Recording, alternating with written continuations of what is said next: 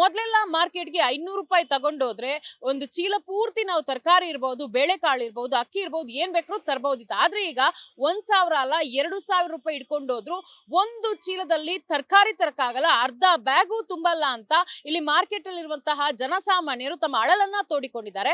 ಹಾಗಾದ್ರೆ ಇವತ್ತು ಮಾರ್ಕೆಟ್ ಅಲ್ಲಿ ತರಕಾರಿ ಪರ್ಚೇಸ್ ಅಂದ್ರೆ ತರಕಾರಿ ತಗೊಳ್ತಿರುವ ವ್ಯಾಪಾರಿಗಳಿರ್ಬೋದು, ವ್ಯಾಪಾರ ಮಾಡುವ ವ್ಯಾಪಾರಿಗಳಿರ್ಬೋದು, ಹಾಗೇನೆ ತರಕಾರಿಗಳನ್ನ ತಗೊಳ್ತಿರುವ ಜನಸಾಮಾನ್ಯರಿರ್ಬೋದು, ಏನ್ ಹೇಳ್ತಾರೆ ಕೇಳೋಣ ಬನ್ನಿ. ಜನಗಳ ಕಷ್ಟನ ಅರ್ಥ ಮಾಡ್ಕೊಳ್ಳುವಂತ ಮಂತ್ರಿಗಳು ಇಲ್ಲ. ಇವಾಗ 500 ರೂಪಾಯಿ ಸಂಪಾದನೆ ಮಾಡಕ್ಕೆ ಆಗ್ತಾ ಇಲ್ಲ ಡೈಲಿ. ಏನ್ ಮಾಡೋದು ಎತ್ತಂತ ಗೊತ್ತಿಲ್ಲ. ನಮ್ಮ ರಾಜ್ಯ ರಾವಣ ರಾಜ್ಯ ಆಗೋದಂತ ಖಂಡಿತ. ಜೈ ಕರ್ನಾಟಕ, ಜೈ ಭೀಮ್. ಜನಗಳ ಕಷ್ಟನ ಅರ್ಥ ಮಾಡ್ಕೊಳ್ಳುವಂತ ನಮ್ಮ ಮಂತ್ರಿಗಳು ಇಲ್ಲ. ಎರಡನೇದಾಗಿ ನಮ್ಮ ರಾಜ್ಯದ ಮುಖ್ಯಮಂತ್ರಿಗಳು ಇಲ್ಲ, ಯಾರೂ ಇಲ್ಲ. ಓಟ್ ಬೇಕಾದಾಗ ಬಂದು ಅವ್ರವ್ರನ್ನ ಕಾಲು ಹಿಡಿದು ಓಟ್ ಕೇಳ್ತಾರೆ. ಆದರೆ ಜನಗಳ ಕಷ್ಟಗಳನ್ನು ಯಾವೊಬ್ಬ ಮಂತ್ರಿನೂ ಅರ್ಥ ಮಾಡ್ಕೋತಿಲ್ಲ. ರೈತರಿಗೆ ನಷ್ಟ ನಡೀತಾ ಇದೆ, ಮತ್ತು ಇಲ್ಲಿ ತಗೊಂಬಂದು ಮಾರುವಂಥ ವ್ಯಾಪಾರಿಗಳಿಗೆ ನಷ್ಟ ಆಗ್ತಾ ಇದೆ. ಆದರೆ ವ್ಯಾಪಾರಿ ಬಗ್ಗೆನೂ ಯೋಚನೆ ಮಾಡ್ತಾ ಇಲ್ಲ, ಜನಗಳ ಬಗ್ಗೆನೂ ಯೋಚನೆ ಮಾಡ್ತಾ ಇಲ್ಲ. ಇವತ್ತಿನ ದಿನ 1 kg ಅಕ್ಕಿ ತಗೊಳಕ್ಕೆ ಹೋದರೆ 20 ರೂಪಾಯಿ ಇದ್ದ ಅಕ್ಕಿ 60 ರೂಪಾಯಿ ಆಗತ್ತೆ, 60 ರೂಪಾಯಿ ಇದ್ದ ಅಕ್ಕಿ 80 ರೂಪಾಯಿ ಆಗೈತೆ. ಇದರಲ್ಲಿ ಲಾಭ ಯಾರಿಗೆ ಅಂತಾರೆ? ಸರ್ಕಾರಕ್ಕೆ ಲಾಭ ಆಗ್ತಾಯಿದೆ ಹೊತ್ತು, ಮತ್ತು ಜನಗಳಿಗೆ ಸಾರ್ವಜನಿಕರಿಗೆ ಯಾರಿಗೂ ಲಾಭ ಆಗ್ತಿಲ್ಲ.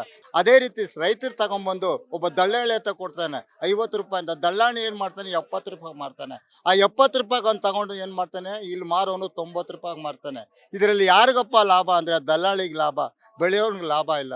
ತಗೊಳ್ಳೋ ಜನಗಳಿಗೆ ನಷ್ಟ ಮತ್ತು ಬೆಳೆಯೋನಿಗೆ ನಷ್ಟ. ಇದ್ರ ಬಗ್ಗೆ ಸರ್ಕಾರ ಸ್ವಲ್ಪ ಚಿಂತನೆ ಮಾಡಬೇಕು. ಚಿಂತನೆ ಮಾಡಿ ಮುಂದೆ ಬಂದರೆ ನಮ್ಮ ರಾಜ್ಯ ಬಂದು ರಾಮರಾಜ್ಯ ಆಗೋದಂತೂ ಖಂಡಿತ.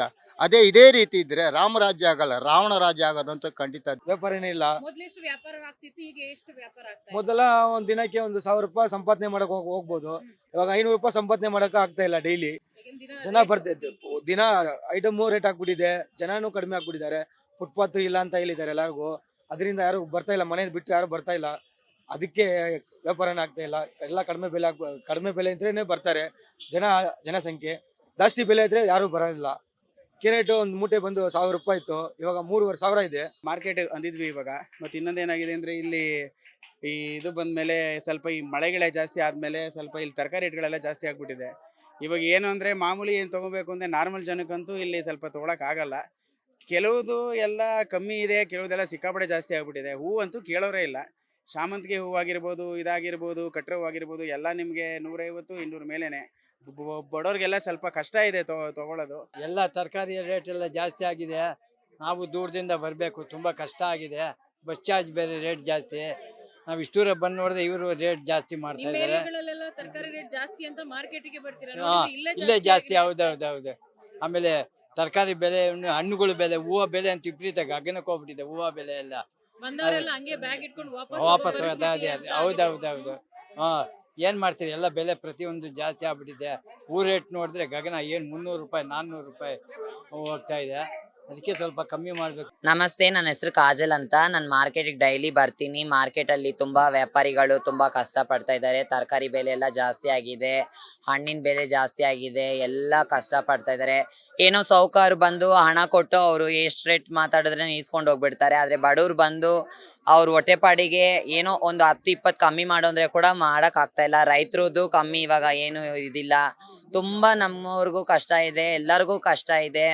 ಪ್ರತಿಯೊಬ್ಬರಿಗೂ ವ್ಯಾಪಾರಿಗಳಲ್ಲಿ ಯಾವ್ರಿಗೂ ಬಿಸ್ನೆಸ್ ಇಲ್ಲ, ಏನು ಇಲ್ಲ, ಏನು ನಡೆಯಕ್ಕೆ ಇದಾಗ್ತಾ ಇಲ್ಲ, ಮೇಲೆ ಬೆಳೆಯಕ್ಕೆ ಹೋಗ್ತಾ ಇಲ್ಲ.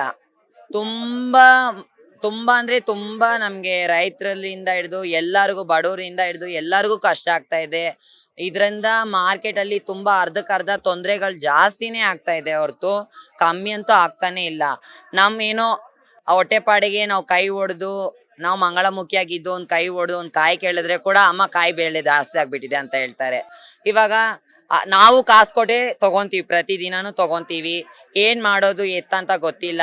ಸರ್ಕಾರ ಏನ್ ಮಾಡ್ತಾ ಇದೆಯೋ ನನಗಂತೂ ಗೊತ್ತಿಲ್ಲ. ಇದು ಕಾಯಿ ಬೆಲೆ ಆಗ್ಲಿ, ಹಣ್ಣು ಬೆಲೆ ಆಗ್ಲಿ ಸ್ವಲ್ಪ ಕಮ್ಮಿ ಮಾಡಿದ್ರೆ ತುಂಬಾ ಚೆನ್ನಾಗಿರುತ್ತೆ. ಜೈ ಕರ್ನಾಟಕ, ಜೈ ಭೀಮ್. ಎಸ್, ನೋಡಿದ್ರಲ್ಲ ವೀಕ್ಷಕರೇ, ಮಾರ್ಕೆಟ್ ಅಲ್ಲಿ ದಿನನಿತ್ಯದ ವಸ್ತುಗಳನ್ನ ಖರೀದಿ ಮಾಡೋದಕ್ಕೆ ಬಂದಿರುವಂತಹ ಜನಸಾಮಾನ್ಯರು ಏನು ಹೇಳಿದ್ರು ಅಂತ.